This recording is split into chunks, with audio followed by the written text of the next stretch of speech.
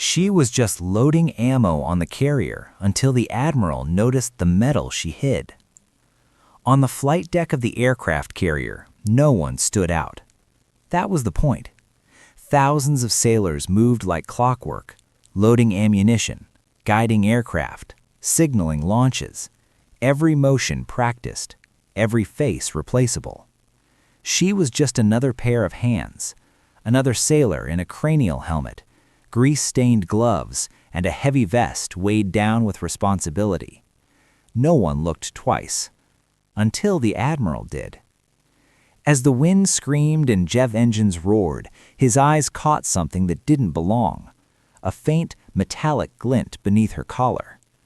Not regulation, not decorative, a metal. And not just any metal. The moment he recognized it, the Admiral stopped walking, because sailors who wear that metal aren't supposed to be loading ammunition on a carrier. They're supposed to be dead or classified. Scene 1. The flight deck.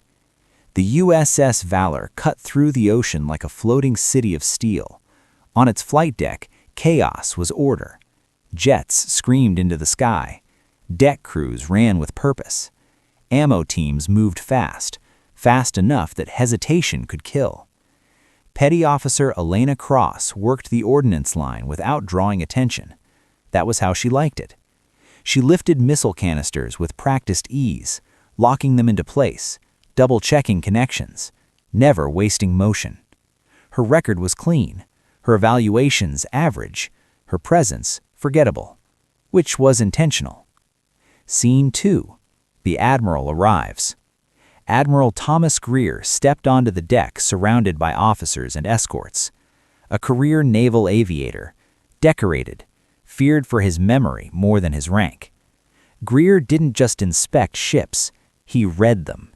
He watched hands, he watched posture, he watched what people tried to hide. As he walked past the ordnance crew, his gaze stopped. Not on her face, on her chest. Scene 3. The glint. It was barely visible, a sliver of metal beneath Elena's uniform collar as she bent forward. Greer slowed. He knew that shape, that color. His heart skipped a beat. That metal had only been issued 3 times in the last 20 years, all during operations that never appeared in official reports. And 2 of the recipients were listed as killed in action. The third, Greer never found the body. Scene 4. The interruption. Stop the line. The order cut through the noise like a blade. Jets powered down. Hands froze mid-motion. Elena straightened immediately, eyes forward. Greer walked closer. "What's your name, sailor?" he asked. "Petty Officer Elena Cross, sir." Her voice was calm, controlled. Too controlled. Greer gestured toward her collar. "You're wearing something you shouldn't be." The deck crew exchanged glances. Elena didn't move. "That metal," Greer said quietly. "Where did you get it?" A long pause. Then she answered. "I earned it, sir." The wind seemed to stop. Scene 5. A metal that doesn't exist. Greer's escorts stiffened. That medal was awarded during Operation Black Meridian. Elena met his eyes. "Yes, sir." That operation was wiped from the record. No survivors. Elena inhaled once. Then the record is wrong. Scene 6. The Admiral remembers. Greer turned away, jaw tight. He remembered the mission. A classified recovery operation gone dark. A team trapped behind enemy lines. A final transmission. Fragmented, desperate. One voice stood out. Calm, female, unafraid. The voice had said, "Package secure. If we don't make it, tell them we finished the job." Greer never forgot it. Slowly, he turned back. "What was your call sign?" he asked. Elena hesitated for the first time, then spoke. "Raven Actual, sir." Greer felt the deck tilt beneath him.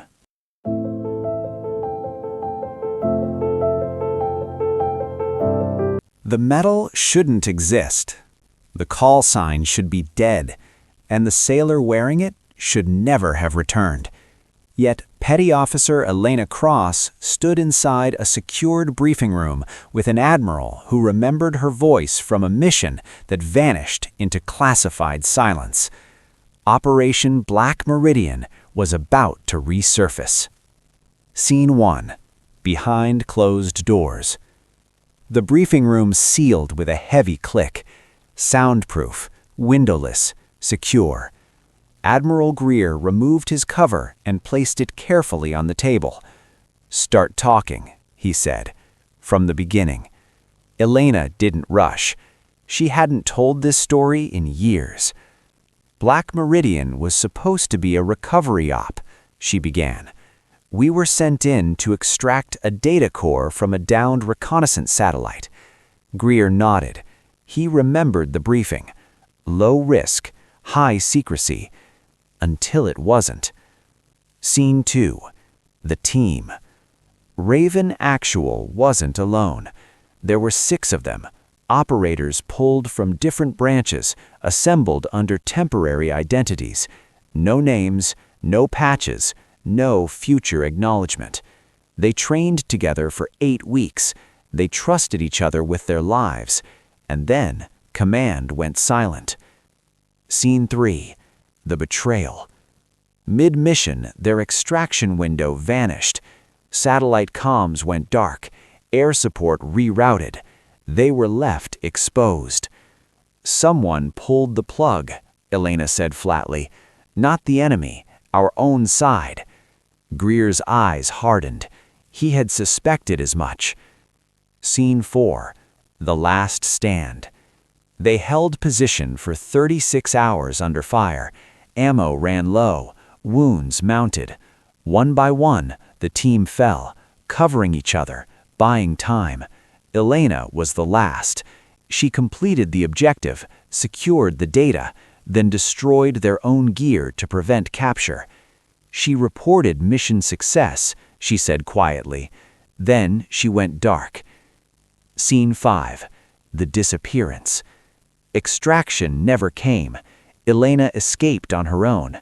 Weeks of evasion, no support, no identity. When she finally made contact, she was given a choice: disappear quietly or become a liability. She chose silence. The medal was issued under a sealed order. No citation, no ceremony, just a warning. Never wear it. Scene 6. Why she hid. Greer leaned back, absorbing it. He asked why enlist again. Elena met his gaze. She said, to stay close, to watch for patterns, to see who benefits from erasing people. She paused. And because someone has to remember the ones who didn't come back. Operation Black Meridian was never a failure. It was erased. Elena Cross survived what no one was meant to survive. The medal she hid carried proof and a target. And now, someone was watching. Scene 1. The call. The secure phone rang once. Admiral Greer answered it without hesitation. "Yes," he said. There was no greeting on the other end, just silence, followed by a voice that didn't belong to anyone officially recorded. "This situation is being handled," the voice said. "You will release the sailor back to duty." Greer glanced at Elena. "She's already on duty," he replied. A pause. "Not in this capacity." The line went dead. Greer slowly set the receiver down. "They know you're here," he said, "and they want you quiet." Elena nodded. "That's never worked before." Scene 2. The Admiral's Dilemma. Greer stood by the bulkhead, staring at the carrier's insignia. In his decades of service, he had learned one truth: institutions protect themselves first. If he followed orders, Elena would disappear again, permanently this time. If he didn't, He would burn his career to the waterline. He turned. "You understand what exposing this will cost?" he asked. Elena met his eyes. "I paid that price years ago." Scene 3. The first move against her. Within hours, Elena's name vanished from duty rosters. Her clearance was suspended, her quarters reassigned. Officially, she was temporarily detached.